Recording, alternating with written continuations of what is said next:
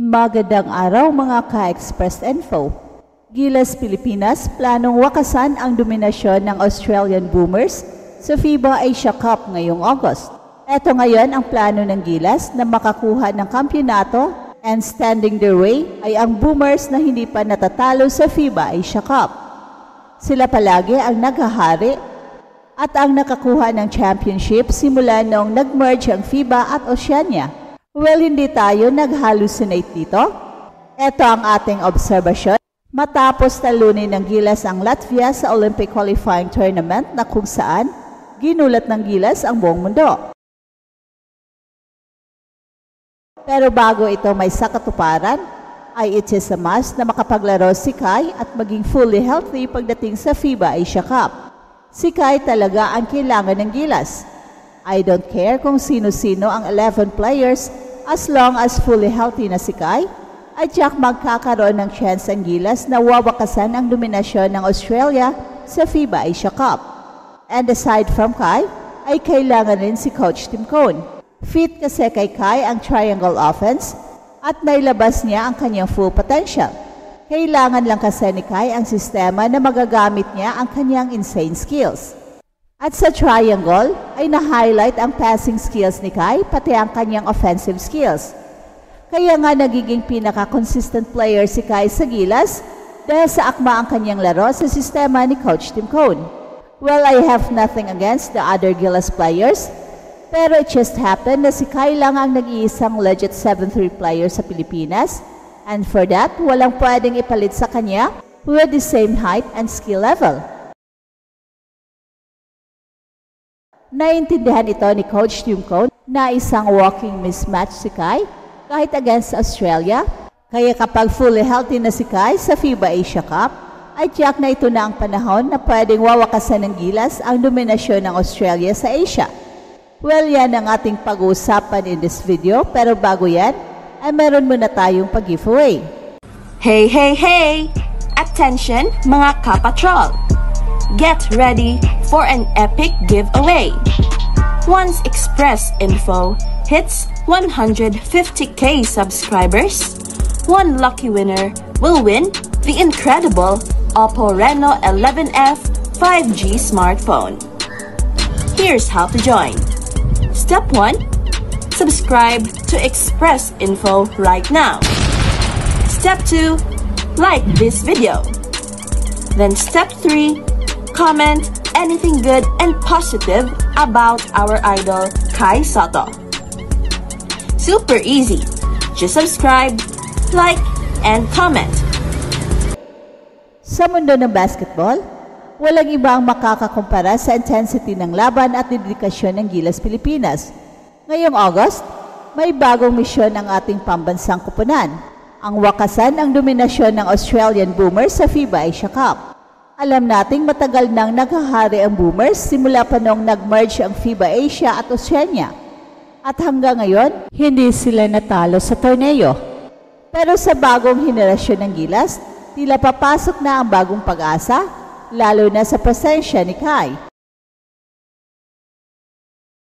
Matapos ang kanilang kahangahangang laban sa Latvia sa Olympic Qualifying Tournament na nagulat sa buong mundo, malinaw na may mga pagbabago na dumating sa Gilas.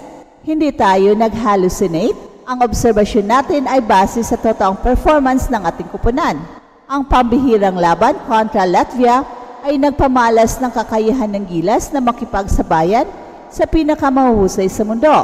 Pero bago pa man may sakatuparan ang planong wakasan ang dominasyon ng Australia, isang mahalagang kondisyon ang dapat matugunan. Si Kai ay kailangang maging fully healthy pagdating sa FIBA Asia Cup. Walang duda na si Kai ang magiging game changer para sa ating kupunan. Sa kabila ng iba't ibang option, isang katotohanan ang umiiral. Si Kai lang ang tanging 7'3 player ng Pilipinas na may ganitong height at skill level. At ito ang dahilan kung bakit walang pwedeng ipalit sa kanya. At kapag nasa tamang kondisyon, magiging walking mismatch na siya sa lahat ng kalaban. Kahit pa ang Australia na kilala sa kanilang physical at strategic play. At kasabay sa kanyang husay, Mahalaga rin ang papel ni Coach Tim Cone sa paghubog ng sistema ng Gilas. Kilala si Coach Tim sa kanyang triangle offense, isang sistema na nagbibigay daan para sa mga players na ilabas ang kanilang full potential. Sa triangle offense, napapansin ang husay ni Kai sa kanyang passing skills at offensive maneuvers. Ang kombinasyon ng kanyang height, agility at basketball IQ ay nagiging mas epektibo sa ilalim ng tamang sistema, isang sistemang kayang i-maximize ni Coach Tim. At sa ganitong sistema, makikita natin kung paano napapalitan ang mga plays ng Gilas. Nagiging unpredictable at lalo pang nagpapahirap sa depensa ng Australia. Sa kabila ng iba pang mga talentadong mga manlalaro ng Gilas, totoo na walang katumbas si Kai pagdating sa physical advantage at potential na hatid niya sa court.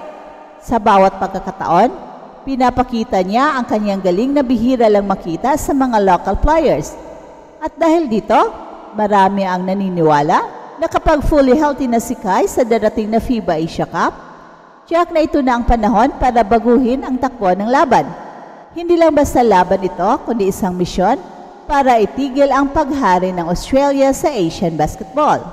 At mahalagang maunawaan na hindi lamang pisikal na kondisyon ang mahalaga sa paglabas ng best performance ni Kai. Kailangan din niyang masanay sa mabilis at dynamic na plays na dala ng triangle offense ni Coach Tim Cone. Ang sistemang ito ay nagpapakita ng magandang synergy sa pagitan ng mga players, kung saan ang tamang spacing, movement at precision passing ay mahalaga. At kung maisagawa ito ng maayos, makikita natin kung paano magiging unstoppable si Kai sa kanyang mga attacking drives, kahit pa sa pag-set up ng plays para sa kanyang mga teammates. Ang laban para sa FIBA Asia Cup ay hindi lamang basta torneo. Ito ay isang pagkakataon para sa Gilas na patunayan sa buong Asia na kayang hamunin at baguhin ang status quo. Tulad ng drama sa Game 7 sa pagitan ng Barangay Ginebra at TNT sa PBA, ang laban sa FIBA Asia Cup ay puno ng tensyon at excitement. Lahat ng mga mata ay nakatuon sa bawat minuto ng laro at bawat galaw ng ating mga manlalaro ay nagiging usap-usapan sa buong bansa. Ang tagumpay ng Gilas ay hindi lamang magbibigay ng karangalan sa bansa, kundi magsisilbi rin itong inspirasyon sa mga susunod na henerasyon ng mga basketball players. Para sa mga fans, mahalagang suportahan ang ating kupunan sa bawat laban. Well, hindi biro ang maging parte ng ganitong malaking laban, kaya dapat nating aalalahanin ang kahalagahan ng teamwork at ang papel ng bawat player, lalo na si Kai. Hindi man perpekto ang lahat sa simula, ang commitment ng buong team sa pagpapabuti at pagtutulungan ay nagbibigay pag-asa na makamit nila ang inaasam na tagumpay laban sa Australia.